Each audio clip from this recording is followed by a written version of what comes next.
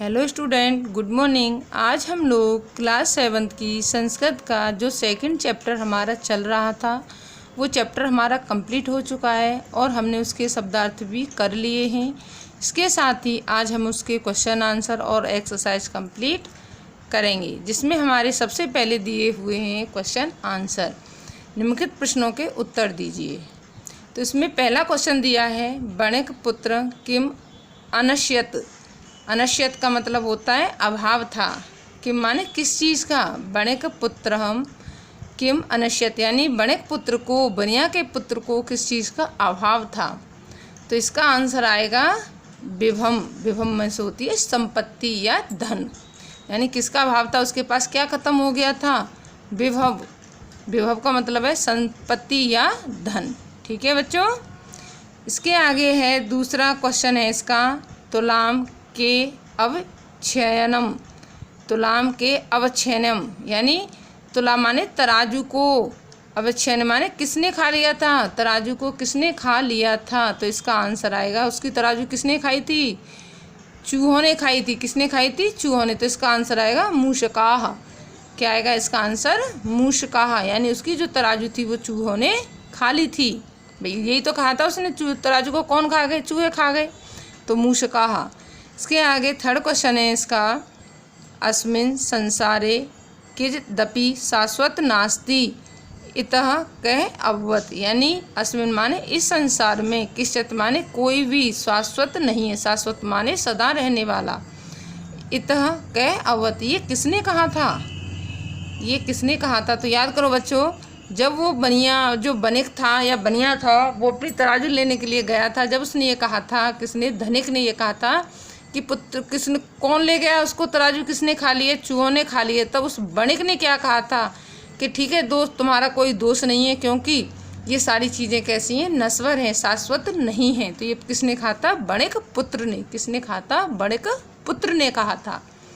ठीक है। इसके आगे फोर्थ क्वेश्चन, बणिकः पुत्र धनकस्य पुत्रम कुत्र प्राश्रिपत। प्राश्रिपत। तो बणिक पुत्र धनकस्य पुत्रम कुत्र प्राचीपत, यानी बणिक के पुत्र ने धनकस्य के पुत्र को, यानी धनिक के पुत्र को कहाँ छुपाया या कहाँ रखा था। तो उसने उसको कहाँ छुपाया था, गिरि गुहाया। गिरि गुहाया यानी पर्वतों की गुफा में। गिरि माने पर्वत, गुहाया माने गुफा में, पर्वतों की गुफा में उसने उसको छुपाया था। इसके आगे है, अन्ते किम अभवत, यानी अंत में क्या कहा। अभवत माने क्या हुआ, या कह सकते हो कि अंत में क्या हुआ।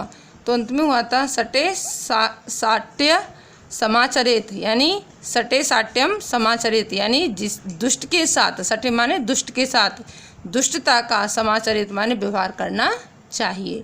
तो उसमें अंत में क्या हुआ था कि जैसे के साथ वैसा, या जैसे के साथ तैसा। तो इसको हम संस्कृत में क्या कहते हैं, सटे साट्यम समाचरित, यानी दुष्ट के साथ दुष्टता का व्यवहार करना चाहिए, अंत में हुआ था।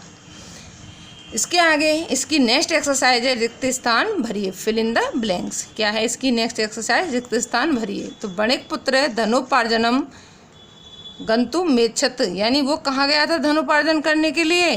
बणिक जो पुत्र था तो वो विदेशम, कहाँ गया था, विदेशम गया था। तो इसमें क्या आएगा, विदेशम। इसके आगे त्वदीयाम डैश मूसकाम अवच्छनम, यानी उस तराजू को किसने खा लिया था, सॉरी, त्वदीयाम यानी उसको, मूसकाम अवच्छनम यानी मूस किसको खा गए थे। तो यहाँ पे आएगा तुलाम, किसको खा गए थे, जो चूहे थे वो तुला को खा गए। तुला माने तराजू को। इसके आगे है, नदी तटे डैश आसन। तो नदी तट पर किसका आसन था, गिरि गुहा। किसका था, गिरि गुहा का आसन था, यानी गिरि क्या थी, पर्वतों की एक गुफा थी। कहाँ पर, नदी के तट पर। यत्र डैश मूसका खादंती तत्र डैश अपि बालकम हरति, यानी देखो ये क्या कह रहा है, यत्र माने जैसे, मूसका खादंती यानी मूसका किसको खा गए थे, लोह तुलाम। यत्र लोहा तुलाम यानी यहाँ जिस तरीके से लोहे की तराजू को मूसका मुँह से खा गए, तत्र माने वहाँ, शयनम अपि बालकम हरति, इसी तरीके से बाज ने बालक को हर लिया। बाज ने बालक को हर लिया। तो इसमें क्या आएगा, लोहा तुलाम, इसमें आएगा शयनम, क्या आएगा, शयनम बाज।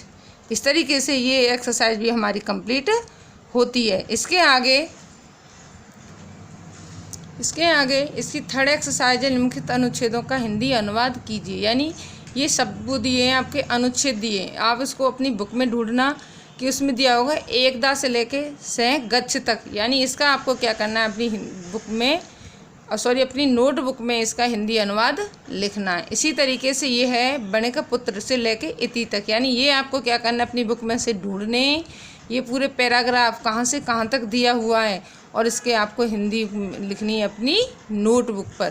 तो ये एक्सरसाइज भी आपको अपनी नोटबुक पर करनी है। ठीक हो बच्चों, कल मिलेंगे हम नेक्स्ट एक्सरसाइज के साथ। आज के लिए इतना ही, धन्यवाद।